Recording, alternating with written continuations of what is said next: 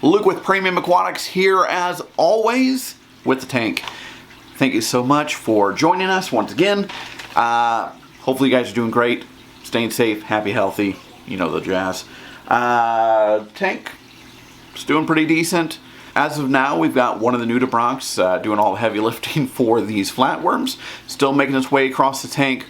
Hopefully we don't have any issues. The one thing that I do I'm scared about with them is they don't seem to grab on very tightly to anything going around like you would see most with, you know, lettuce nudibranchs or slugs or, you know, whatever else. They don't grab on very hard, so if you got a lot of flow, it seems like they get picked up and can easily get, you know, drug away. I'm afraid that they're one, either going to get caught in a power head, or two, go down the drain. I've taken the liberty of putting a Ecotech sponge on the back end of my Nero just to make sure that it stays safe, nothing gets in there, and I've just shut down the CG completely because I don't want anything to happen. I want to give these the best chance possible to survive in the tank, and they're very finicky the way it is. So I'm already nervous, but here's hoping. They've been cleaning up house so far, so I'm hoping continues on. But in the meantime, as I was dealing with some of these Tropic Eden branches that I had on the back with those magnets that I bought off Amazon, I was looking at one and realized the GSP wasn't coming out anymore, so I said, you know what, I'm going to take it down, see if something's going on with the mat, see if anything's wrong with it, or, you know, if something's going on. So I took it off and realized on the back, they're rusting. Something happened with magnets. Either I broke them, they broke when I smashed them against, you know, the wall, I don't know. But they were rusting. They were a coated magnet, so they should have been perfectly fine, but apparently somewhere in between, I either scratched them, getting them prepared, or I broke them and chipped them and didn't realize it, so they were rusting. So unfortunately, I had to go take it to the garage real quick, take a hammer to it, knock those suckers off again, and take that out of the aquarium because I don't know what that's going to be doing to the system, and could be a reason that I'm seeing weird things go on with the system. I don't know if I mentioned this before, but I did have a polyp bailout on one of my LPSs a while back, and I just could not figure it out. You know, I've done research on it, and it seems like it's dealing with calcium and that sort of thing, but everything that I've been checking has been checking out, you know, in the parameters that they're supposed to. When you look at calcium, magnesium, you know, pH, phosphates, nitrate, all that stuff, they all are in the limits that they're supposed to be for most reef systems. So it was a little bit, I was a little bit confused as to what's going on. They say that polyp bailout is they're trying to find better waters for whatever reason. So I just haven't been able to figure why that happened. But I found this rusty magnet. So I'm wondering if that's been leaching stuff into the system, unbeknownst to me, and causing issues. Now, I also think these flatworms are becoming a big issue as well. And, you know, when they come up in the water column, you know, when we were talking about the Salford flatworm, about how they leach toxins into the system because they've got those toxins in their body. So when they become airborne, they start releasing them. So it's possible, very possible, that those are causing a lot of issues in my water quality right now too, which is really bugging me.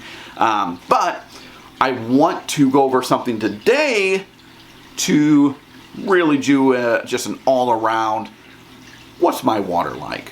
Is it good? Is it bad? Is it ugly? Is it indifferent? What do we got going on? Obviously, we know testing in an aquarium is important, especially when something's going wrong. You got to figure out what's the catalyst that's causing the issues, and hopefully you can find the source to it and then fix it. However, sometimes that's harder said or easier said than done, and proves to be pretty difficult. And so today, we're going to be looking at filling out a Triton lab test. These are phenomenal. They are obviously a little bit expensive because you're only doing one test on it. It's not like buying a test kit and you got 50 tests to fulfill. This is a one use. You're going to basically fill it up, send it off to Triton Labs. They're going to run the gamut on it, and then you get your results. However, the give and take here is, yeah, we only do it once, but not only are they going to run your average, you know, your calcium, strontium, that things, but they're going to be doing macro elements and trace elements. They're going to be looking at tin. They're going to be looking at all these elements. And you can see here, we're over, back here is the table of everything that they test. And it's literally over 30 that we're testing for, which is phenomenal. And the nice thing about it is it's very readily available, and it allows you to get lab grade results testing your water, you know, as opposed to relying on our human nature and droppers and make sure we're not going a little bit over. There are some finicky tests out there. So this is nice that we're going to be giving our samples, putting it in here, sending it off to a laboratory to have them run the tests on it for us and make sure that every parameter that we see is where it's supposed to be. And if it's not, the great thing about Triton is not only are they going to show you, is they're going to give you advice on, okay, you know what? Hey, look, this is a little bit low. Here's what we recommend you do to fix it. So that's really cool. So it's not just a, hey, I'm going to give you an answer, good luck. No, it's a, hey, I'm going to give you an answer, and here's a little bit of advice of what you can do to help fix it. So that's always great to have. You can't argue that. It's really simple to set up. We've got 2 vials that come in this kit. Both vials are needed for the one test. This is not 2 tests, unfortunately, so you need to fill up both for the one test. They provide a label here that we're going to send to Triton. This is going to go to California. Furthermore, with this label here that they give you, it's already got postage applied to it. So if you're within the U.S., shipping within the U.S. like we are, it's all taken care of. I don't have to spend another dime on it. So can't argue that. It's as simple as, you know, 1, 2, 3. You're going to go on to their website, triton.lab.de, I believe it is. You're going to register there. You're going to set up your tank. And then you have a barcode.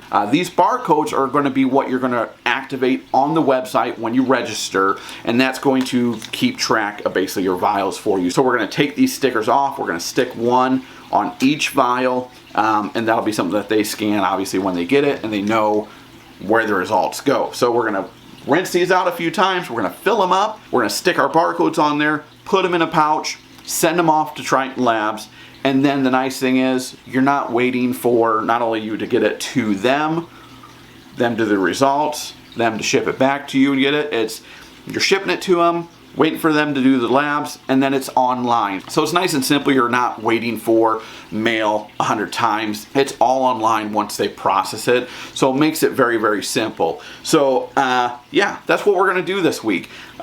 Very short, very simple, guys. There's not much to this week, but we want to make sure that our tank is doing well. And I know there's something a little bit off here, and I don't know if it's part of the water quality or part of these flatworms or something else that's going on. So what better way to test than to have a laboratory tell me what's going on. So we're going to rinse these out, fill it up, we'll get it sent out. Ta-da!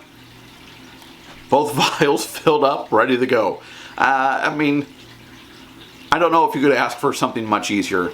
The biggest thing is you have to wait. So we're going to have to wait. I'm going to get these barcodes on here, go register them, get them in an envelope, and get them out of here. We'll see what our test results come back. I'll share them with you, whether they're embarrassing or not. I'll share them with you guys, and we'll figure out what's going on, and if anything's going on, or if it is the flatworms. So let's get these sent off. Thank you for stopping by. I appreciate it as always. If you haven't already, make sure to like and subscribe. Hit that bell for the notifications so you stay the most updated on this system, as well as the other videos we're putting out.